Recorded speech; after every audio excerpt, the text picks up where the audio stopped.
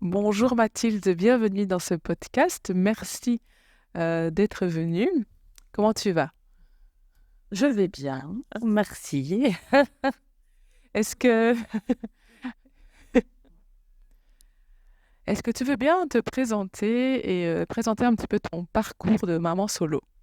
Moi, je m'appelle Mathilde, je suis maman d'un petit garçon de 5 ans et demi et je suis maman solo depuis qu'il a 1 an. Donc ça va faire 4 ans et demi quand même.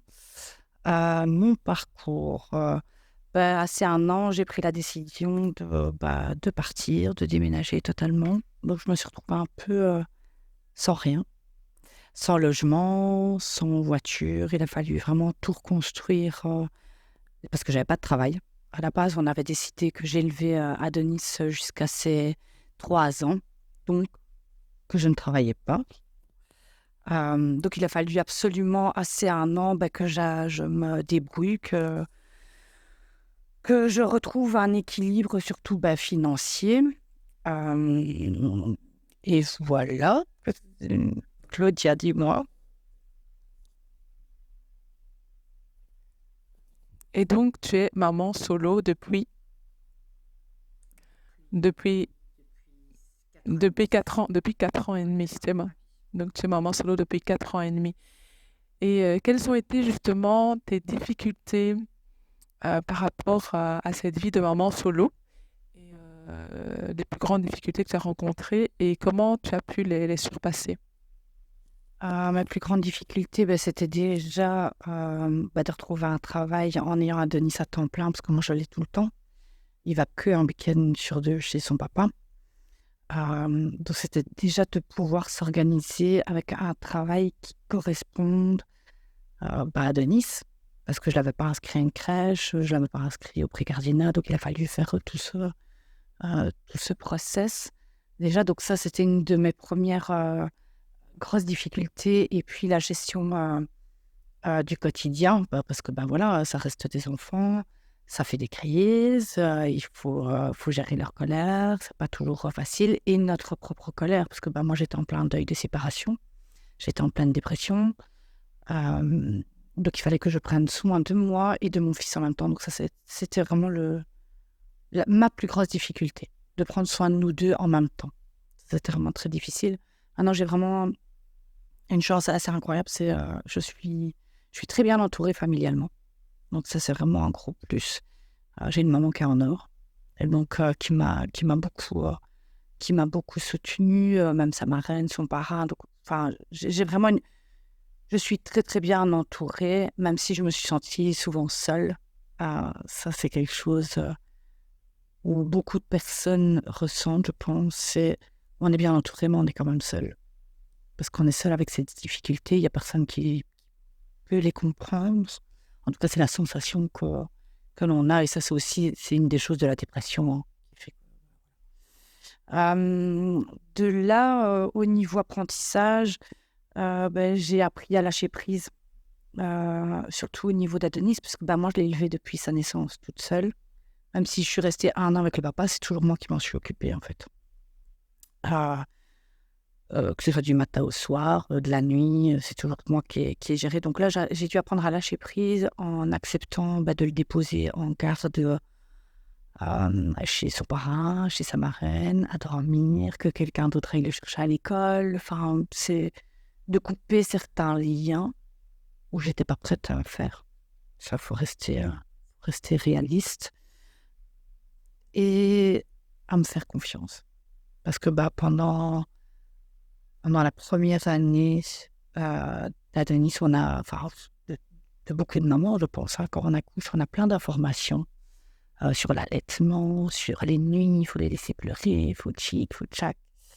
Voilà, le fait de m'être séparée, d'être tombée en dépression, m'a permis de mieux m'écouter, de me recentrer et de me faire confiance et de faire confiance à moi-même. Ça, c'est une chose, heu, qui est le plus bel apprentissage pour moi. J'étais déjà dans cette ouverture de confiance à mon enfant, dans la communication, mais là, je pense que ça, enfin, je sais pas très bien comment expliquer, mais ça a amplifié ma croyance, et mettre des choses en place. Enfin, avec Adonis, je vise beaucoup l'autonomie, la communication. C'est un enfant qui rame partout, mais je lui fais confiance, je lui montre une fois, voilà, après t'es parti, tu fais. Je suis pas une maman qui est une maman poule qui va vraiment garder son enfant pour soi. Non, vas-y, vers la découverte. Je pense que si je m'étais pas séparée, j'avais pas eu tout ce process, j'aurais peut-être pas été comme ça, à ce point-là. Euh, ouais. Ça, c'est déjà un bel apprentissage qu'on a fait et qui est toujours à l'heure actuelle comme ça. C'est qu'avec Adonis, on fonctionne comme ça, on discute énormément, il y a très peu de crises à la maison. Parce que déjà, je valide ses émotions, ça, c'est une chose qui pour moi est hyper importante. Je valide mes propres émotions aussi, une chose que je faisais pas avant quand j'étais en couple. J'essayais de les préserver un maximum, mais voilà, parce qu'on était dans une situation familiale qui n'était pas adaptée à ça, que là, maintenant, en étant seule avec, j'entends ses émotions et j'entends les miennes. Et donc ça, c'est un super beau partage que l'on a et qui fait une très, très belle relation. Ouais, toutes les deux, ouais. Ça, c'est encore un des plus bels apprentissages qui continue et qui perdure, cette confiance aussi qu'on a mis en place tous les deux. Super. Merci beaucoup, très beau partage. Et justement, tu disais que tu étais entourée, mais que tu te sentais seule.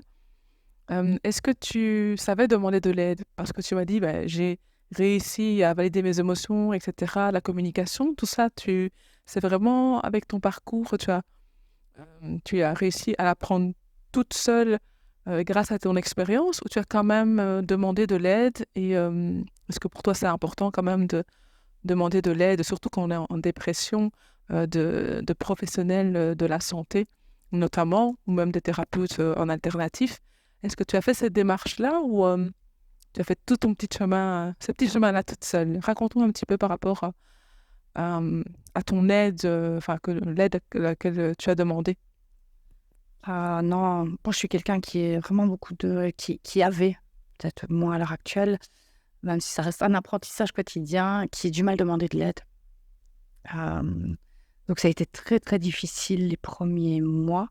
Et puis je suis tombée sur une ancienne amie qui fait des pratiques d'EFT. Et donc elle m'a accompagnée par rapport à ma dépression. Oui, j'ai fait des choses seule, comme l'auto-hypnose, je faisais énormément, les méditations, mais tout ça s'est mis sur mon chemin grâce aussi à des personnes. J'aurais pas, si j'avais pas rencontré ces personnes-là, je n'aurais pas fait ce cheminement. Mais en même temps, j'avais tellement ma force de m'en sortir, parce que, avec un petit bout d'un an, voilà, on se donne les moyens. En tout cas, on essaye, parce que c'est pas toujours facile non plus. Que je le faisais en fait seule à la maison. Et je fais encore à l'heure actuelle à la maison. Les fréquences, elles bercent nos nuits. Enfin, je mets la musique le soir. Adonis est habitué à ça et on s'endort à deux avec les fréquences qui sont adaptées sur notre journée ou notre émotion du soir. Et les séances d'hypnose aussi. Ça en fait beaucoup. Mais grâce à l'EFT et puis la réflexologie plantaire. Moi, c'est ça qui m'a sorti de la dépression, me réapproprier mon corps, libérer les émotions, les blocages, et me redécouvrir et m'aimer. Parce que ça, c'était quelque chose, que je ne connaissais plus, en fait. Je ne connaissais plus. Et je pense que c'est encore un apprentissage quotidien, mine de rien, et que j'essaye de faire un maximum, c'est vraiment s'aimer. Parce que, oui, on aime nos enfants, on les fait passer en priorité. Mais ce que j'ai appris avec le temps, c'est que c'est nous la priorité. Parce qu'eux vont s'en sortir, en fait. Eux s'adaptent beaucoup plus facilement aux situations que nous, adultes. On a nos croyances, on a tous nos bagages. Et eux s'adaptent, en fait, hyper bien. Maintenant, j'ai eu de la chance. Adonis, c'est un enfant qui s'adapte très facilement, qui est un enfant soleil, moi je les appelle comme ça, qui reste facile, avec qui j'ai pas de difficultés et qui sait poser les choses, même déjà tout petit. Je le vois encore me poser quand il voulait aller chez son papa ou on va appeler Si tu as un refus, bah, tu sais, il osait le faire, mais déjà, 2 ans, 2 ans et demi, il était déjà dans l'acceptation. Dans l'acceptation. Donc, Super, merci beaucoup. Et au niveau justement organisationnel, comment ça se passe? Ça se passait? Est-ce qu'il y a une différence? Comment tu as adapté ton organisation au quotidien? Parce que tu disais justement que c'était pas évident tous les jours de s'organiser.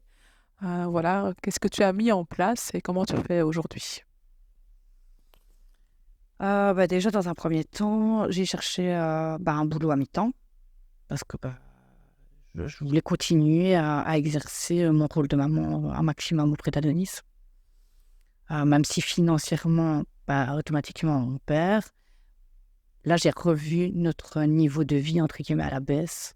Mais ce qui n'est pas, pour moi, ça n'a pas été un problème parce que ça m'a permis de vivre avec l'essentiel et avec ce qu'on a entre les mains. Donc, je ne dis pas qu'on était dans une surabondance avant, hein, une surconsommation, mais ça réapprend à vivre et profiter vraiment de ce qu'on a. Donc, j'ai commencé comme ça et puis, ma maman s'en occupait beaucoup. S'en occupe toujours, hein, mais voilà, maintenant, il grandit aussi. Et la famille aussi autour de nous s'en occupe quand même pas mal. Maintenant, à l'heure actuelle, avec mon statut d'indépendant, le matin, je suis cool, je peux le déposer, je peux commencer mes journées un peu, pas plus tard, mais à 9h, on peut commencer surtout dans la massothérapie.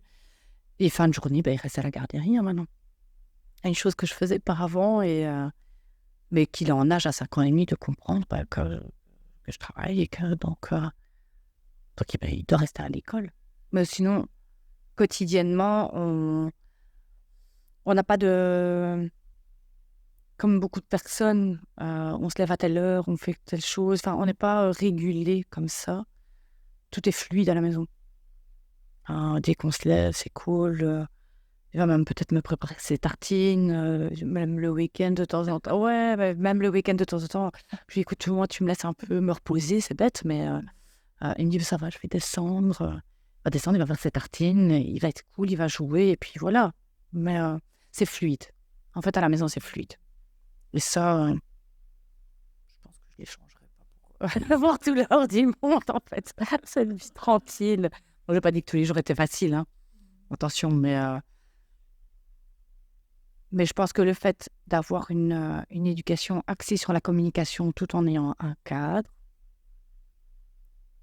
je pense que ça a permis aussi cette vie facile et fluide. Parce qu'on a un cadre à la maison, il connaît les règles, mais c'est pas un statut, c'est ça, autoritaire, autorité. Je me mets à son niveau, en fait. Et ça, je pense que ça fait beaucoup. Moi, personnellement, j'ai encore une éducation plus dure. Et j'ai encore des propos où on me dit, oui, mais tu dois faire telle chose, tu dois lui rouspéter, parce que pour le moment, on est dans le complexe un peu d'Oedipe.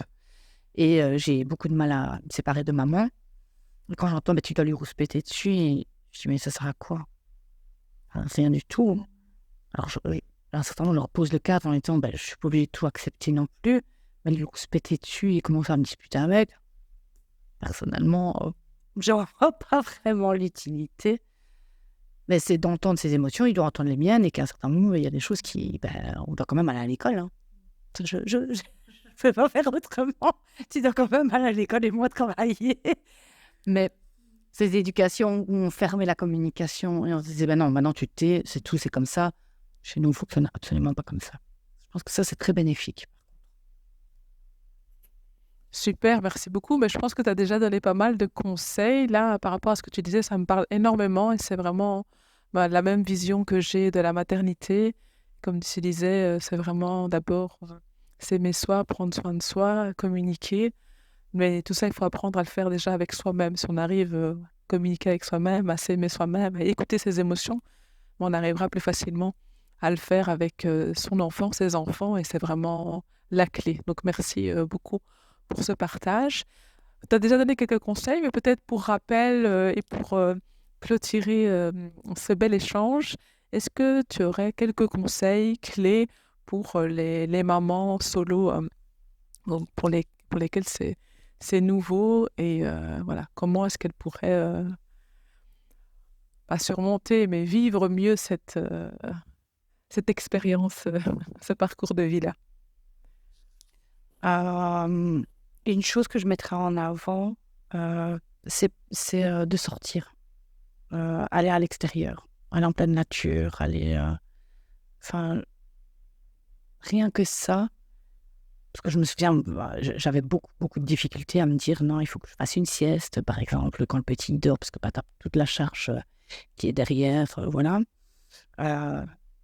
Et à un certain moment, quand je me suis dit non, je vais sortir de la maison, parce qu'on s'enferme en fin de compte. Hein. Quand on se retrouve seul comme ça, on s'enferme dans nos quatre murs, et ce qui n'aide absolument pas. Et le fait de sortir, même une balade sur la rue qui fait 10 minutes aller-retour, rien que ça, on se sent déjà un peu mieux, plus léger et on redescend, quoi. Se reposer aussi.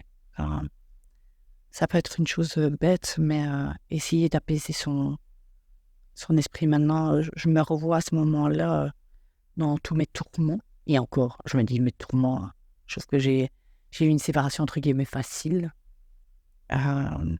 Sans seulement, si avec la colère de séparation, mais je trouve que ça a été facile par rapport à certaines personnes où on n'a pas dû passer par des années de tribunaux, de batailles de garde, voilà. Ça, on a été quand même assez intelligent là-dessus, ce qui n'est pas toujours le cas.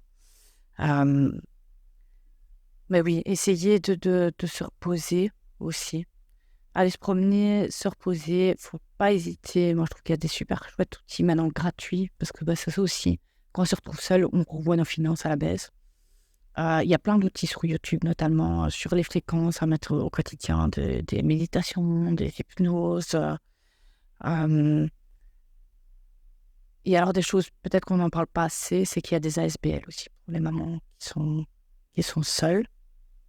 Il y a des associations, il faut se renseigner, même si c'est très, très difficile de demander de l'aide. Ça peut être hyper bénéfique, autant pour l'enfant que pour soi. Et ça permet aussi de sortir la tête du guidon, en fait. Hein. Même si ça ne va pas se faire comme ça du jour au lendemain, mais d'avoir une autre vision et de rencontrer d'autres personnes. Ça, moi, c'est une chose que je n'ai pas faite, d'aller dans des associations comme ça, parce que moi, quand je me suis séparée, j'étais en plein Covid. Voilà, c'était très compliqué. Mais à l'heure actuelle, il y a des associations comme ça qui aident les mamans, où on prend l'enfant en charge pendant X temps pour dire à la maman de souffler. Et alors, on culpabilise de ça, parce qu'on est censé s'occuper tout le temps, et c'est pas vrai. Pour un enfant en bonne santé, physiquement et psychologiquement, il faut que la maman elle le soit.